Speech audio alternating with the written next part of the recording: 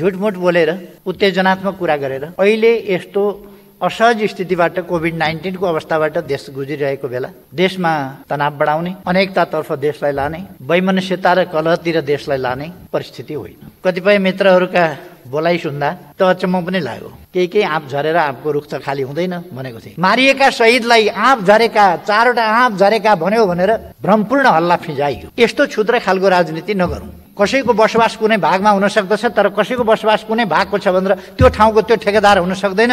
देश सबैको साझा हो। कोही पहाडको ठेकेदार, कोही तराईको ठेकेदार, कोही पश्चिमको ठेकेदार, कोही पूर्वको ठेकेदार हुँदैन। 10-15 वर्ष अगाडि लोकतन्त्रका विरुद्ध लडाईँकै मैदानमा हुनुहुन्थ्यो क्यार। हामी सम्झाउँदै थियौँ लोकतन्त्रका लागि सहमत हुनुहोस्, आउनुहोस् भनेर। आज लोकतन्त्रको यत्रो तरफदारी गर्दा मलाई एकदम खुसी लागेको छ। देशको आवश्यकता र संसदीय गणितका बीचमा फरक पर्छ र चुनाव हुँदा लोकतन्त्र पनि खतरामा पर्दैन, संविधान पनि खतरामा पर्दैन।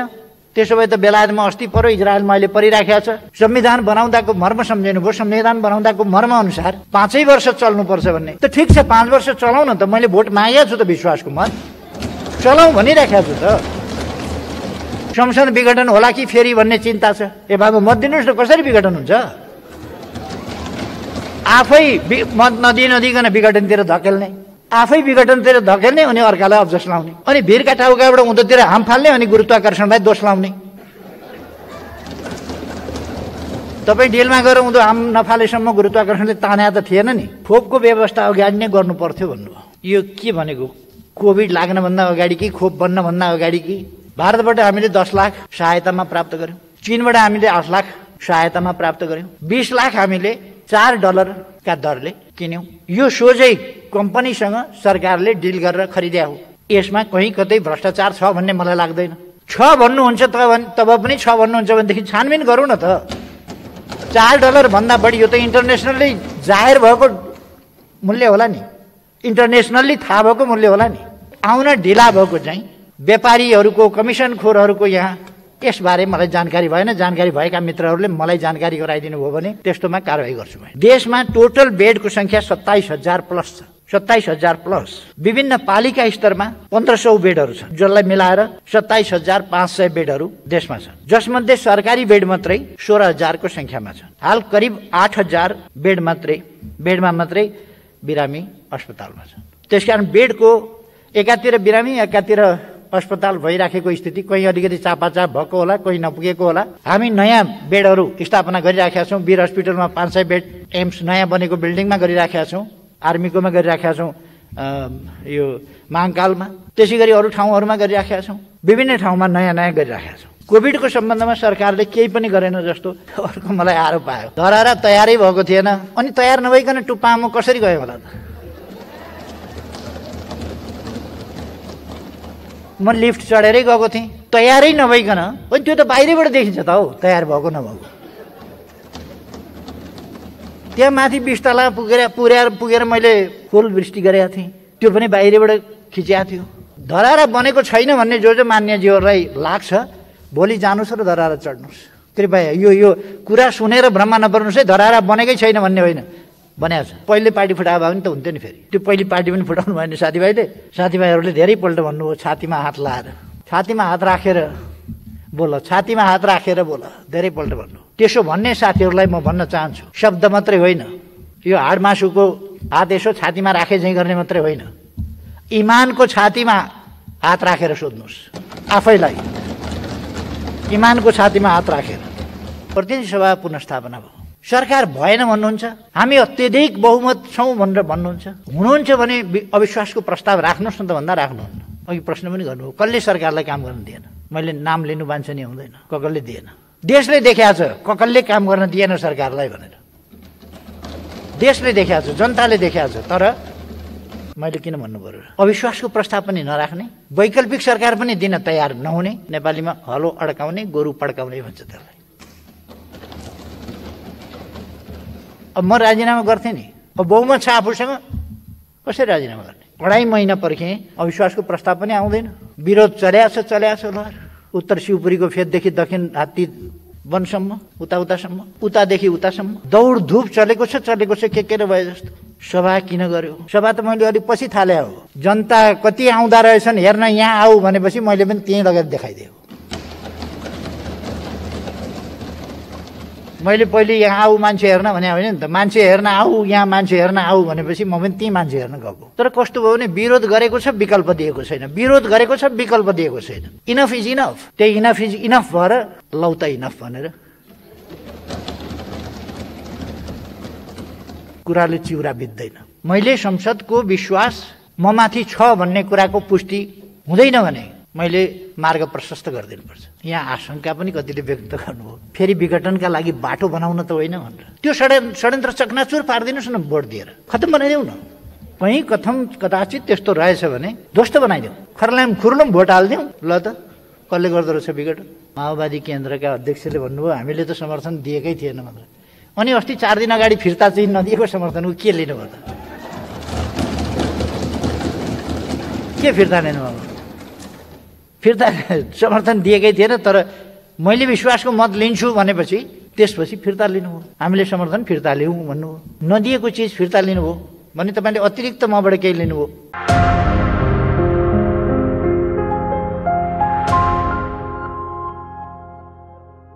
सम्माननीय सभामुख महोदय,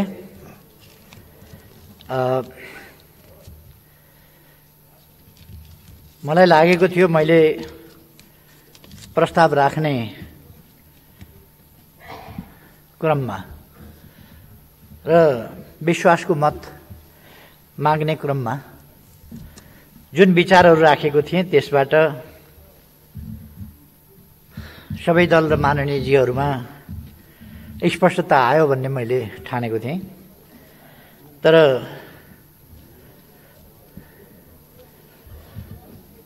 कहिले कहिले कस्तो हुन्छ भने अलिक लामै समय मस्काएर धोइएन भने त्यो भाँडाको पछाडि लागेको कालो जाँदै जाँदैन, त्यो अलिअलि पखाल पुखुल गरेर जाँदैन, जति सफा पानीले पखाले पनि जाँदैन। त्यस्तै जस्तो लाग्यो।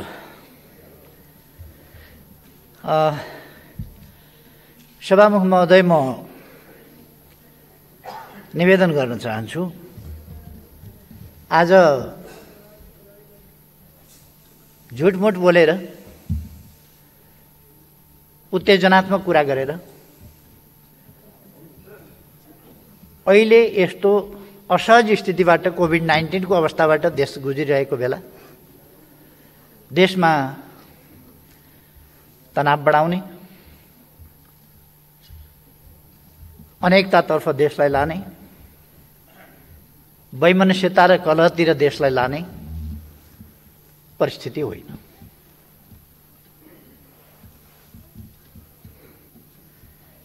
कतिपय मित्रहरूका बोलाइ सुन्दा त अचम्म पनि लाग्यो। मैले माखे साङ्लो भनेको एउटा जटिल भन्ने हुन्छ, जटिल यन्त्र हुन्छ त्यो, त्यसलाई माखे साङ्लो भन्छन्। मैले नेपालको राजनीति अलिकति माखे साङ्लो जस्तो, जान्यो भने फुत्किन्छ, जानेन भने त्यो अल्झिरहन्छ। त्यसकारण जटिल भयो, माखे साङ्लो जस्तो जटिल भयो भनेर भनेको थिएँ। बहुत हल्ला चलाइयो। मानव साङ्लोलाई माखे साङ्लो भन्यो, माखा भन्यो, मखिया भन्यो। मैले त्यस बेला पनि स्पष्ट पारेँ, यदि भाषामा समस्या हो भने माखे साङ्लो भनेको झिँगाको साङ्लो हुँदैन, मक्खीको साङ्लो हुँदैन। माखे साङ्लो भनेको एउटा यन्त्र हुन्छ, त्यो जटिल हुन्छ। त्यही जटिलताको बारेमा मैले जटिल भो समस्या भनेको थिएँ। अर्कै प्रसङ्गमा मैले केही आँप झरेर आँपको रुख त खाली हुँदैन भनेको थिएँ। मारिएका शहीदलाई आँप झरेका, 4वटा आँप झरेका भन्यो भनेर भ्रमपूर्ण हल्ला फिजाइयो। यस्तो क्षुद्र खालको राजनीति नगरौँ। मानिसको जीवन जाने जस्तो संवेदनशील कुरालाई 2-4वटा आँप झरेको भनेर कसैले भन्दैन होला, सायद मैले भन्ने प्रश्नै उठ्दैन। कसरी त्यस्तो भन्न सके? तर त्यसलाई लगेर तराईमा लगेर त्यसको खेती छर्न खोजियो। उत्तेजनाको राजनीति यस्तो हो। त्यति बेला केही मान्छेहरूले यस्तो गरे, उत्तेजनाको राजनीति। शान्तिपूर्ण ढङ्गले पनि सभा गर्न नपाइने, यस्तो उत्तेजनाको राजनीति अनेक काण्डहरू भए। म त्यता जान चाहन्न। हामीले राष्ट्रिय राजनीतिलाई आवेश उत्तेजना प्रतिशोधको राजनीति होइन, झुट जाल जेल र प्रपञ्चको राजनीति होइन, सत्य तथ्यमा आधारित जनतालाई सही सूचना दिनुपर्छ। म यस्ता कुराहरूको भ्रम फिजाउने साथीहरूलाई भन्न चाहन्छु, केही नभएका ठाउँमा शिलान्यास, सुनकोशी मरिन डाइभर्सन आयोजना बिना, डिटेल प्रोजेक्ट रिपोर्ट बिना, के बिना शिलान्यास गरियो? त्यो कार्यक्रम शिलान्यास ठिक समयमा गरियो र त्यसलाई अगाडि बढाउन थालिएको छ। अनि त्यसमा किन चित्त दुख्यो? 1,85,000 तराईको जमिन सिँचाइ हुन्छ, सुखा जमिन, किन चित्त दुख्यो? त्यस कारण यस्तो कुरामा चित्त नदुखाऊ। कुनै कसैको बसोबास कुनै भागमा हुन सक्दछ, तर कसैको बसोबास कुनै भागको छ भनेर त्यो ठाउँको त्यो ठेकेदार हुन सक्दैन। देश सबैको साझा हो। कोही पहाडको ठेकेदार, कोही तराईको ठेकेदार, कोही पश्चिमको ठेकेदार, कोही पूर्वको ठेकेदार हुँदैन।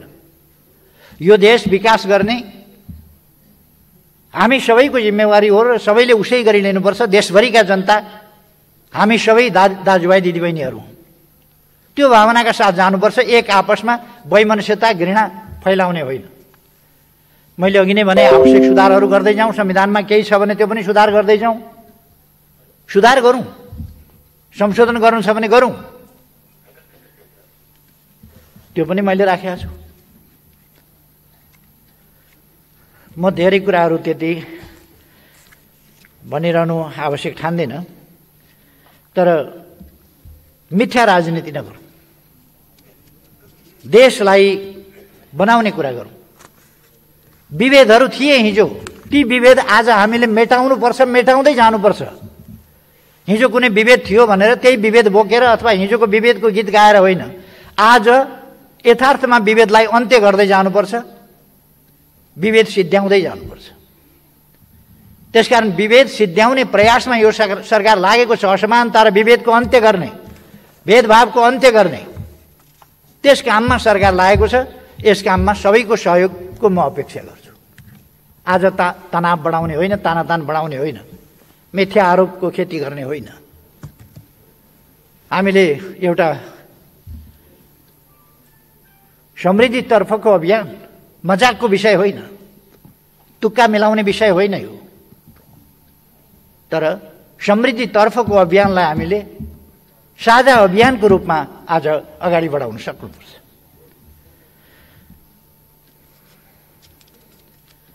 एकजना मित्रले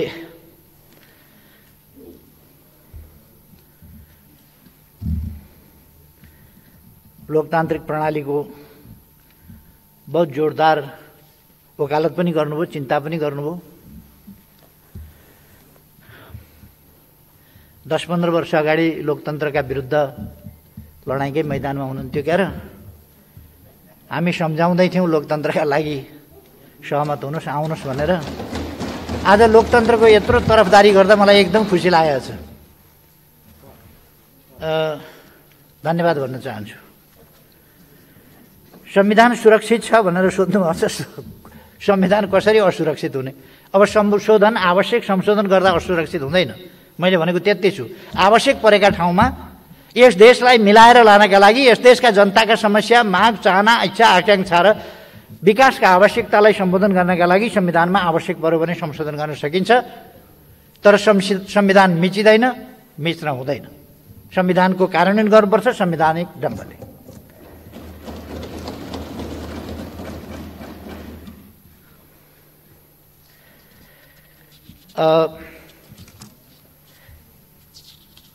साथीहरूले के भनेको यो बुझ्ने कुरा, नेपाली जनताले बुझ्ने कुरा अलिक आएन। मार्ग प्रशस्त गरिदिनु पर्यो भन्नुभयो। कसो गर्दा चाहिँ हुने?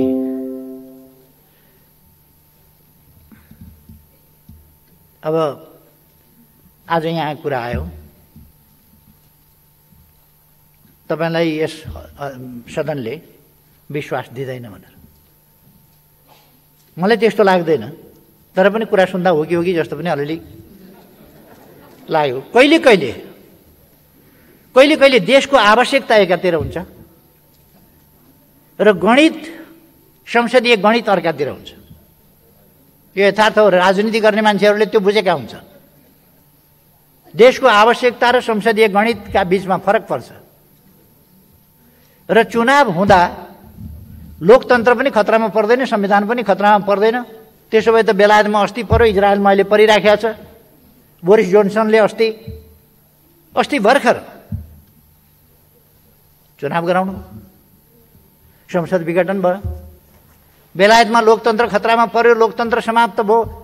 हाम्रो हत्या भयो, हत्या गरिदियो। बोरिस एल्सिमले कोही रुँदै कराउँदै हिँडेन, चुनावमा गए, फेरि चुनावबाट छानिएर आए।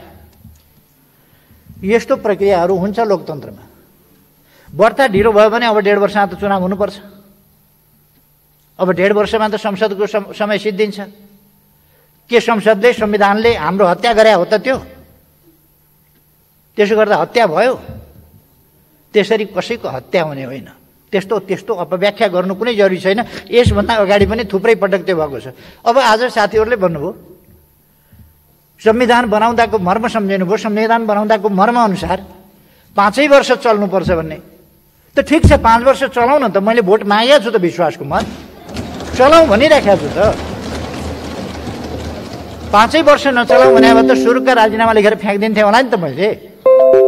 किन राजीनामा नदिएको भन्दा 5 वर्ष चलाउँ, ठ्याक्कै मिलेको छ नि कुरो एउटै छ। 5 वर्ष चलाउँ, पटक पटक अस्थिरता ननिम्त्याउँ, स्थिरता दिउँ। 5 वर्ष चलाउँ, मत दिनुहोस्। मिलेर काम गरौँ, मत दिनुहोस्। संसद विघटन होला कि फेरि भन्ने चिन्ता छ। ए बाबु मत दिनुहोस् न, कसरी विघटन हुन्छ? आफै मत नदिकन विघटनतिर धकेल्ने, आफै विघटनतिर धकेल्ने, अनि अर्कालाई अब्जस लाउने। अनि भिरका टाउकाबाट उँधोतिर हाम फाल्ने, अनि गुरुत्वाकर्षणलाई दोष लाउने।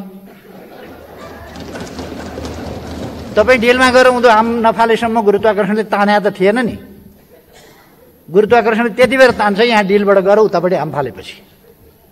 हाम नफालौँ, विश्वासको मत दिउँ,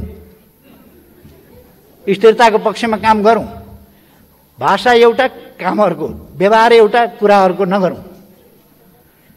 त्यसकारण संसदको स्थायित्वका लागि मुद्दा लडेर फिर्ता ल्याएको संसद बचाउँ न, बचाउँ, भोट दिउँ।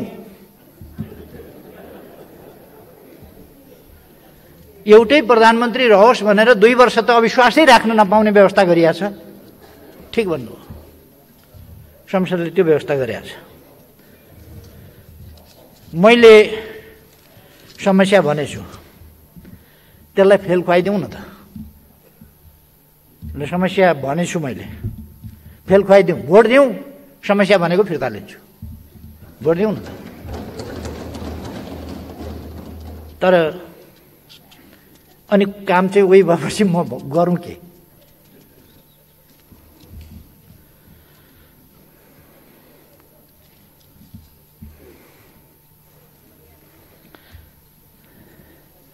खोपको व्यवस्था अगाडि नै गर्नु पर्थ्यो भन्नुभयो। यो के भनेको? कोभिड लाग्नभन्दा अगाडि कि खोप बन्नभन्दा अगाडि कि कहिले गर्नु पर्थ्यो? खोप त हामीले खोप बनाउन सक्ने अवस्था थिएन। अर्कोले खोप लगाउँदा अघि नै मैले भने दक्षिण एसियामा भारतभन्दा पछि दोस्रो देश हामी हौँ जसले खोप सुरु गर्यो। हामी नै हौँ दोस्रो देश जसले खोप सुरु गर्यो। अनि त्योभन्दा अगाडि कहिले गर्नु पर्थ्यो? भारतले आफू लगाउन थाल्ने बित्तिकै हामीले गर्यौँ। अहिलेसम्म भारतबाट हामीले 10 लाख सहायतामा प्राप्त गर्यौँ। चीनबाट हामीले 8 लाख सहायतामा प्राप्त गर्यौँ। 20 लाख हामीले $4 का दरले किन्यौँ। यो सोझै कम्पनीसँग सरकारले डिल गरेर खरिद्या हो। यसमा कहीँ कतै भ्रष्टाचार छ भन्ने मलाई लाग्दैन। छ भन्नुहुन्छ तब पनि छ भन्नुहुन्छ भनेदेखि छानबिन गरौँ न त। $4 भन्दा बढी यो त इन्टरनेसनली जाहेर भएको मूल्य होला नि, इन्टरनेसनल्ली थाहा भएको मूल्य होला नि, ग्लोबल्ली हामी सबैले मूल्य हेर्न सक्छौँ होला नि। त्यो कहाँनेरि सरकारले चाहिँ त्यसमा गर्यो। अनि यो पर्सेप्सन जनतामा यस्तो बेलामा गलत भ्रम नफिजाउँ।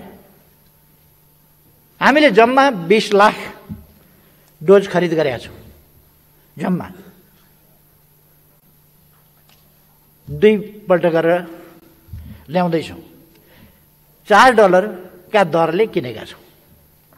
यो सार्वजनिक छ, अरू किनेको छैन। अब आउन ढिला भएको चाहिँ व्यापारीहरूको, कमिसनखोरहरूको यहाँ यसबारे मलाई जानकारी भएन। जानकारी भएका मित्रहरूले मलाई जानकारी गराइदिनु भयो भने त्यस्तोमा कारबाही गर्छु मैले।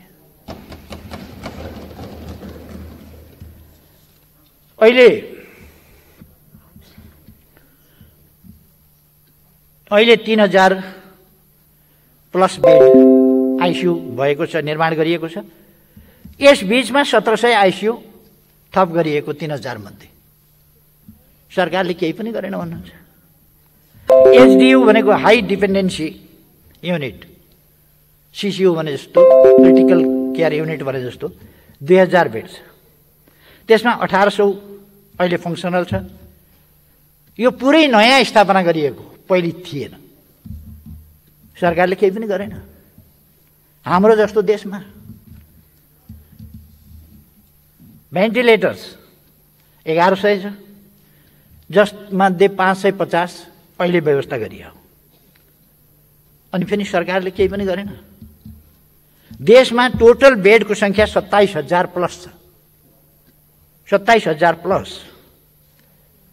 विभिन्न पालिका स्तरमा 1500 बेडहरू छन्, जसलाई मिलाएर 27,500 बेडहरू देशमा छन्, जसमध्ये सरकारी बेड मात्रै 16,000 को संख्यामा छन्। हाल करिब 8,000 बेडमा मात्रै बिरामी अस्पतालमा छन्। त्यसकारण बेडको एकातिर बिरामी एकातिर अस्पताल भइराखेको स्थिति, कहीँ अलिकति चापाचाप भएको होला, कहीँ नपुगेको होला। हामी नयाँ बेडहरू स्थापना गरिराखेका छौँ। वीर हस्पिटलमा 500 बेड एम्स नयाँ बनेको बिल्डिङमा गरिराखेका छौँ। यहाँ उसमा गरिराखेका छौँ, आर्मीकोमा गरिराखेका छौँ, यो महाकालमा। त्यसै गरी अरू ठाउँहरूमा गरिराखेका छौँ र विभिन्न ठाउँमा नयाँ नयाँ गरिराखेका छौँ। त्यसर्थ यो कोभिडको सम्बन्धमा सरकारले केही पनि गरेन जस्तो, अझै कोसिस गरोस् भन्नुहोस्, अलिकति पर्याप्त भएन अझै सरकारले ध्यान दियोस् भन्नुहोस्, तर केही पनि गरेन भन्नु। भ्याक्सिन उत्पादन गरेका देश सँगसँगै हामी लगाउन पुगिराखेका छौँ।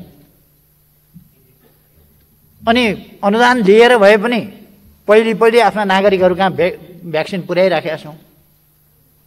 यस्तो अवस्थामा केही पनि गरेन भन्नु त अलिकति आजकल यो पाप धर्म भन्ने कुराको पनि ख्याल हरायो मान्छेहरूको।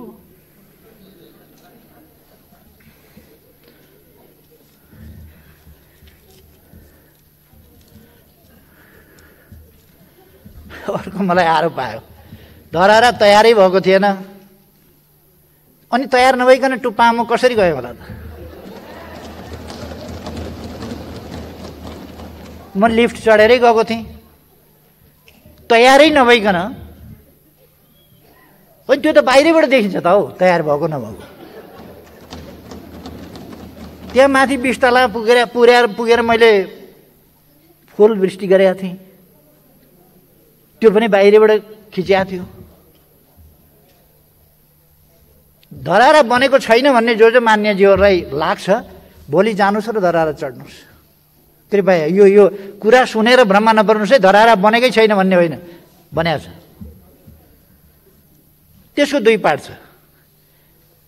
कार पार्किङको सेक्सन अर्को छ, गार्डनको सेक्सन अर्को छ।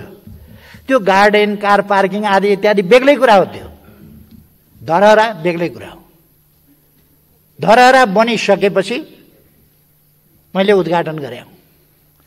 धरहरा उद्घाटन भयो, उद्घाटन गरियो, परैबाट देखिन्छ। अनि त्यसमा दुःख बनाऊ किन भनेको, अस्ति एकजना मित्रलाई मैले होटलमा भेटघाट थियो, यसो धरहरा उहाँ नआइपुगेको बेला धरहरातिर हेर्दै थिएँ, आइपुग्नुभयो। यहाँबाट पनि सजिलो राम्रोसँग देखिँदो रहेछ धरहरा भने। उहाँले पछि भाषण गर्नुभयो, मलाई धरहरा देखायो, मलाई धरहरा देखायो कि धरहरा देखाउनु नहुने कुरा हो र?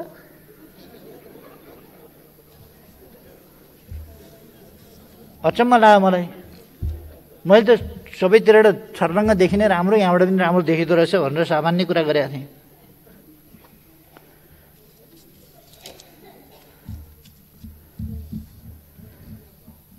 सदन उपसभामुख बिइन्छ भन्नु, यही रोस्टममा उभिएर नेपाली कङ्ग्रेसले हामी टपरी थाप्दैनौँ, हामीलाई उपसभामुख चाहिँदैन भन्नुभयो।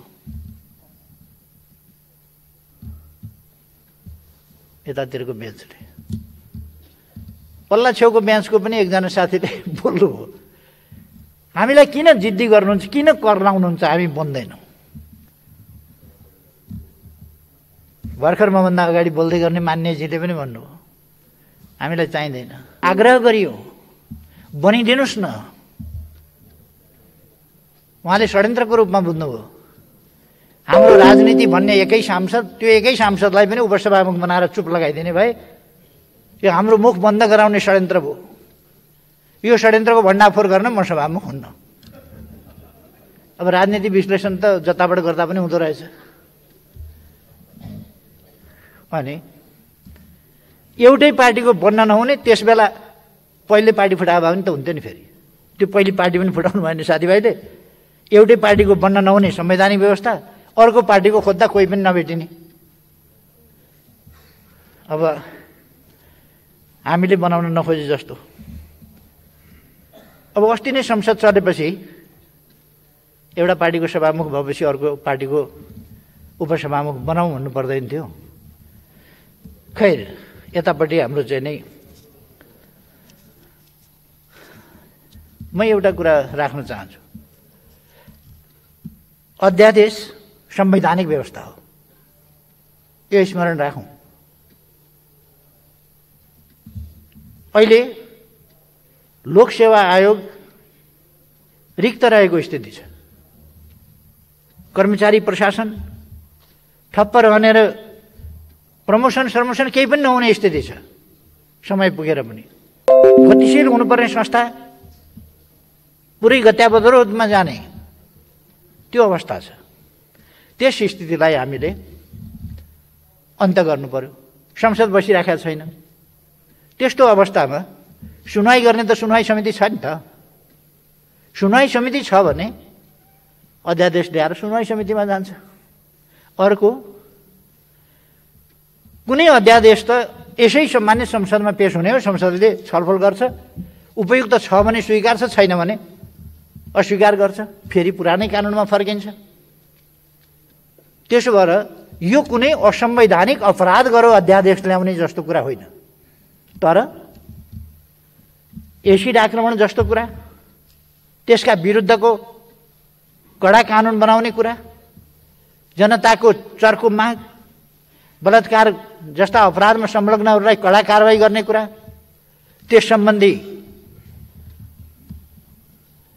माग जस्ता विषयहरूलाई ल्याएर अध्यादेश जारी गरिएको थियो। त्यस सम्बन्धमा कारवाही अगाडि बढाइएको थियो। महिला हिंसा विरुद्ध हो, एसिड आक्रमण विरुद्ध हो, बलात्कार जस्ता घटनाहरू रोक्नका लागि हो। र संविधानले संसदको अधिवेशन चलेको पहिलो दिन नै, पहिलो बैठकमा नै सरकारले त्यो पेश गर्नुपर्छ। म धेरै कुरा भन्न चाहन्न। त्यो संवैधानिक उत्तरदायित्व सरकारलाई वहन गर्न दिइएन। कोही छोडेर हिँड्ने, कोही वेल घेर्ने, कोही नारा लाउने। कति संसदीय अभ्यास हामी गर्दैछौँ, कति संविधानको पालना गर्दैछौँ भन्ने साथीभाइहरूले धेरैपल्ट भन्नुभयो छातीमा हात लाएर। छातीमा हात राखेर बोल, छातीमा हात राखेर बोल, धेरैपल्ट भन्नु। त्यसो भन्ने साथीहरूलाई म भन्न चाहन्छु, शब्द मात्रै होइन, यो हाड मासुको हात यसो छातीमा राखे झैँ गर्ने मात्रै होइन, इमानको छातीमा हात राखेर सोध्नुहोस् आफैलाई, इमानको छातीमा हात राखेर।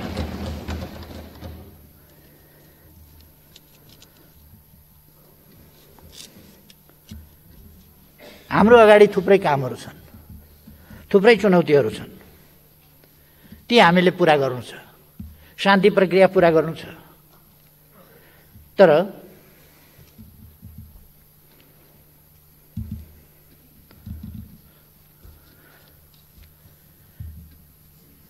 अहिले विश्वासको मत किन लिनु पर्यो भन्नुभयो साथीहरूले। प्रतिनिधि सभा पुनर्स्थापना भयो, सरकार भएन भन्नुहुन्छ, हामी अत्यधिक बहुमत छौँ भनेर भन्नुहुन्छ। हुनुहुन्छ भने अविश्वासको प्रस्ताव राख्नुहोस् न त भन्दा राख्नुहुन्न।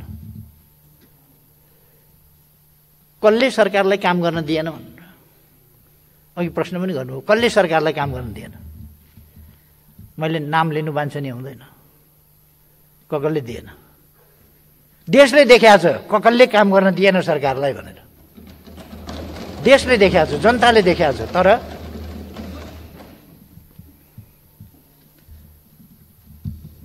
मैले किन भन्नु पर्यो?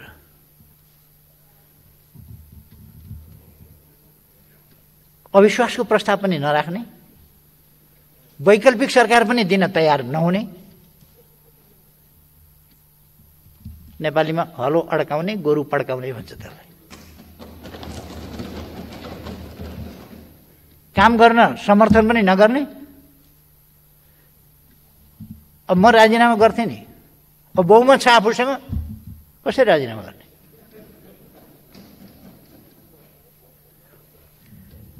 मैले विश्वासको मत लिन्छु भनेपछि बल्ल त्यही कुरा अगाडि अलिकति हप्ता 15 दिन अगाडि भइदियो भने हुन्थ्यो। 2.5 महिना पर्खेँ मैले,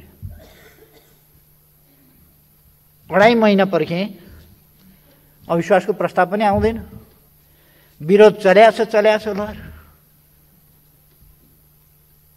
काठमाडौँमा उत्तरदेखि दक्षिणसम्म, उत्तर शिवपुरीको फेददेखि दक्षिण हात्ती वनसम्म, उतासम्म, उतादेखि उतासम्म दौडधुप चलेको छ के भए जस्तो। सभा किन गर्यो भने, सभा त मैले अलिक पछि थाले हो। जनता कति आउँदा रहेछन् हेर्न यहाँ आऊ भनेपछि मैले पनि त्यहीँ लगेर देखाइदिएँ। मैले पहिले यहाँ आऊ मान्छे हेर्न भने होइन नि त, मान्छे हेर्न आऊ, यहाँ मान्छे हेर्न आऊ भनेपछि म पनि त्यहीँ मान्छे हेर्न गएको, त्यति मात्रै हो। अब अहिले मैले विश्वासको मत किन लिएको भन्दा अस्थिरताका लागि होइन, सरी अस्थिरताकै लागि होइन, मत दिनुहोस् स्थिरताका साथ अगाडि लैजाउँ भनेर हो, अस्थिरतातर्फ नलैजाउँ भन्नका लागि हो। तर कस्तो भयो भने विरोध गरेको छ विकल्प दिएको छैन, विरोध गरेको छ विकल्प दिएको छैन। इनफ इज इनफ, त्यही इनफ इज इनफ भएर लौ त इनफ भनेर म गम्भीरताका साथ भन्छु। आज यस सदनमा उपस्थित दलहरूका हातमा छ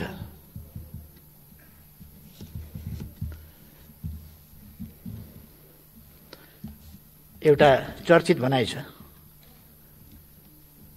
कुराले चिउरा बित्दैन।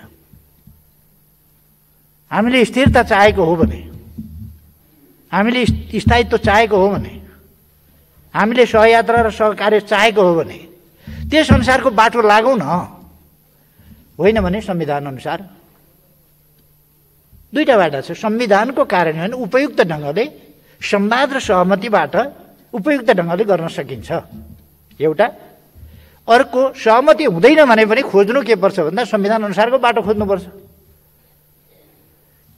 संवाद सहमतिका साथ स्थिरता स्थायित्वको पक्षमा र उपयुक्त ढङ्गले देशलाई अगाडि बढाउनका लागि स्थिरता स्थायित्व कायम गर्ने हिसाबले अगाडि बढौँ।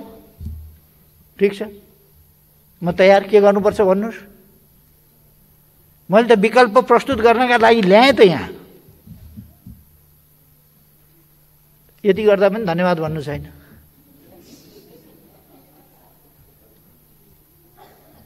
अब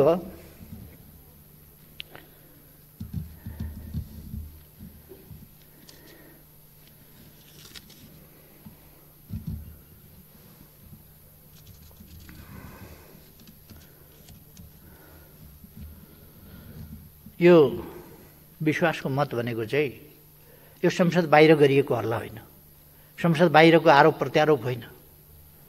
म कसैलाई आरोपित लाञ्छित गरिराखेको छैन। यो संसदभित्रको प्रक्रिया हो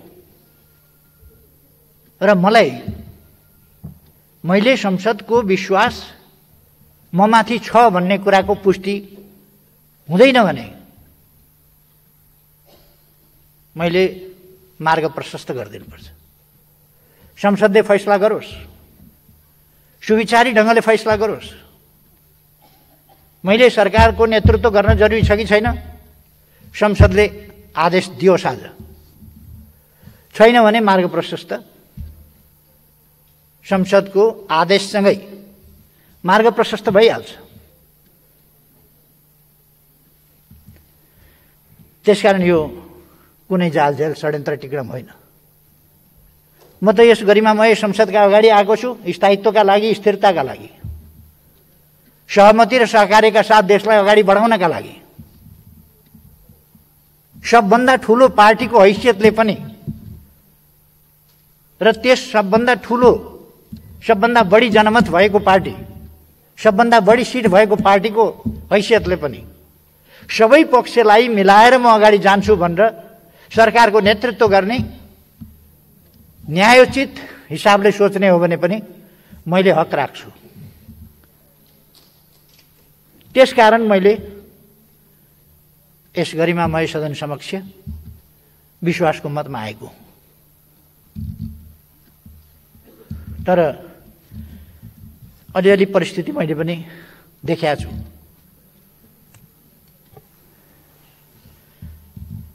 कसको उपस्थिति छ, कसको उपस्थिति छैन, किन उपस्थिति छ, किन उपस्थिति छैन, ती पनि म बुझ्छु। त्यसकारण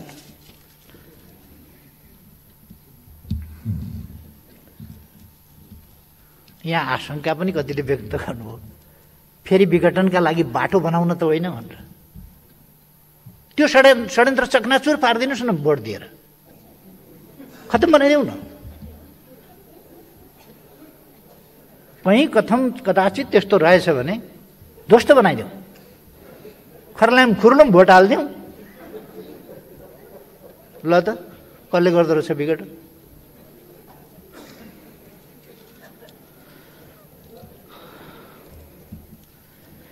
अब सभामुख महोदय, माओवादी केन्द्रका अध्यक्षले भन्नुभयो हामीले त समर्थन दिएकै थिएन मात्र। अनि अस्ति 4 दिन अगाडि फिर्ता चाहिँ नदिएको समर्थनको के लिनुभयो त? के फिर्ता लिनुभयो? फिर्ता समर्थन दिएकै थिएन, तर मैले विश्वासको मत लिन्छु भनेपछि त्यसपछि फिर्ता लिनुभयो। हामीले समर्थन फिर्ता लिउँ भन्नुभयो। नदिएको चिज फिर्ता लिनुभयो भने तपाईँले अतिरिक्त मबाट केही लिनुभयो। फिर्तै मलाई त दिएकै रहन्छ त, मबाट त केही त लिनुभयो तपाईँले। के लिएँ भन्नुभयो नि अस्ति, फिर्ता लिएँ भन्नुभयो नि, त्यो के फिर्ता लानुभयो? समर्थन दिएकै थिएन भने त मसँग अतिरिक्त लानुभयो। म अलिकति अलमल लिएँ त्यहाँ, अस्ति के फिर्ता लानुभएको?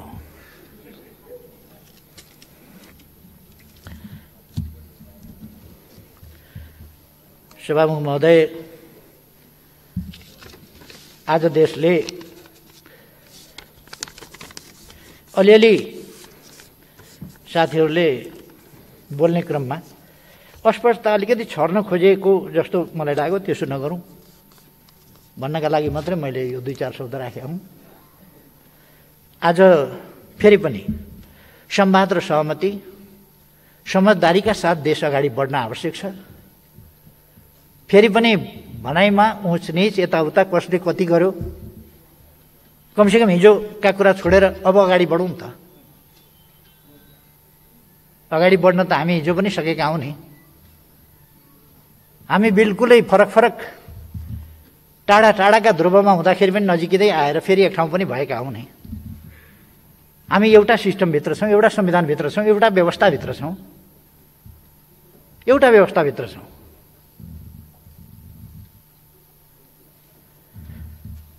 अब हामी को कसको च्याम्पियन भन्ने कुरामा पनि धेरै होडबाजी नगरौँ कि जस्तो लाग्छ। त्योभन्दा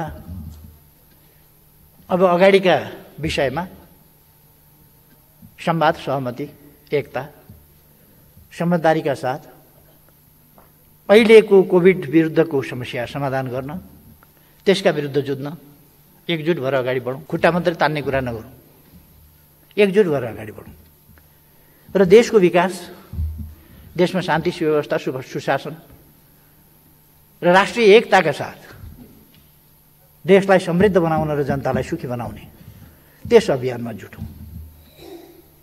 यसका निम्ति र स्थिरताका निम्ति, स्थायित्वका निम्ति संसद चलाउनुपर्छ। त्यसका निम्ति यदि साँच्चै साथीहरूले चिन्ता जाहेर गर्नुभएको हो भने कृपया मेरो प्रस्तावको पक्षमा मतदान गर्नुहोस्। म फेरि पनि आग्रह गर्न चाहन्छु, मतदानको पक्षमा, के अरे प्रस्तावको पक्षमा मतदान गर्नुहोस्। धन्यवाद।